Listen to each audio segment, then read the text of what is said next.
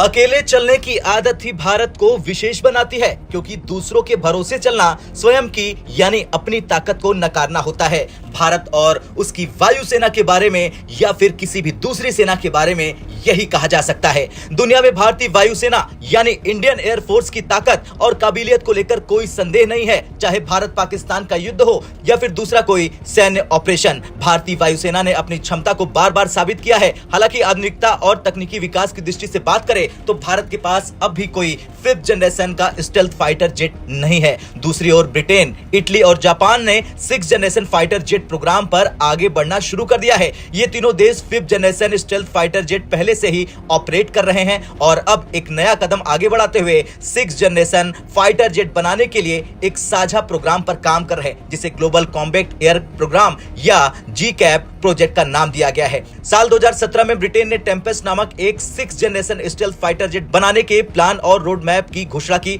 इसके बाद साल 2019 में इटली और साल 2021 में जापान ने ब्रिटेन के इस प्रयास में भागीदारी करते हुए इस प्रोजेक्ट में शामिल हो गए। शुरू में ब्रिटेन ने भारत को भी इसमें शामिल होने की पेशकश की, क्योंकि ब्रिटेन भारत को अपना भविष्य का एक अहम रक्षा साझेदार मानता है। लेकिन भारत ने इस प्रस्ताव को ठुकरा दिया, जिससे अब तीनों देश भारत के बिना ही इस प्रोग्राम को आगे बढ़ाएंगे। एक बड़ा सवाल यह है कि भारत ने आखिरकार क्यों इस प्रोजेक्ट में हिस्सा नहीं लिया। दरअसल एक्सपर्टों का मानना है कि इसके पीछे सबसे बड़ा कारण है बजट। इस प्रोजेक्ट पर कुल अनुमानित लागत 32 से 35 बिलियन डॉलर तक बताई जा रही और ये लागत आगे बढ़कर 40 से 45 बिलियन डॉलर तक भी जा सकती है। अगर भारत इस प्रोग्राम में शामिल होता तो उसे लगभग 8 से 10 बिलियन डॉलर का योगदान देना पड़ सकता था और ये राशि 10 से 15 बिलियन डॉलर तक भी बढ़ सकती थी। दूसरी बात यह भी कि इस निवेश के बावजूद भारत को इस प्रोग्राम के सारे ट्रांसफर ऑफ टेक्नोलॉजी या इंटेलेक्चुअल प्रॉपर्टी राइट्स नहीं मिलते। भारत अपने मेक इन इंडिया प्रोग्राम के अंतर्गत स्वदेशी रूप से फाइटर जेट बनाना चाहता है,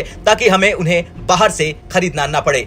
ये तो स्पष्ट है कि 6th जनरेशन फाइटर जेट का विकास एक लंबी और महंगी प्रक्रिया है, लेकिन भारत इसे अपने बलबूते पर करना चाहता है। इस दिशा में भारतीय वायुसेना के लिए स्वदेशी 5th जनरेशन फाइटर जेट बनाने की योजना यानी AMCA advance medium combat aircraft के रूप में आगे बढ़ा रही है। हालांकि ये 2030 से पहले पूरा होने की उम्मीद नहीं है। खैर, भारत के पास अब भी ये विकल्प है कि वो अमेरिका या रूस से 6th जनरेशन फाइटर जेट्स की खरीद करे। ये खरीद न केवल भारतीय वायुसेना की ताकत में वृद्धि करेगी, बल्कि आगे चलकर 6th जनरेशन फाइटर जेट के विकास में भारत को और तकनीकी लाभ भी मिल सकता है। आपको क्या लगता है कि अब भारत को अमेरिका या रूस के 5th जनरेशन या स्टेल्थ फाइटर जेट को खरीदना चाहिए या मेक इन इंडिया पर भरोसा करना चाहिए? आपकी क्या राय है? कमेंट कर जरूर बताएं।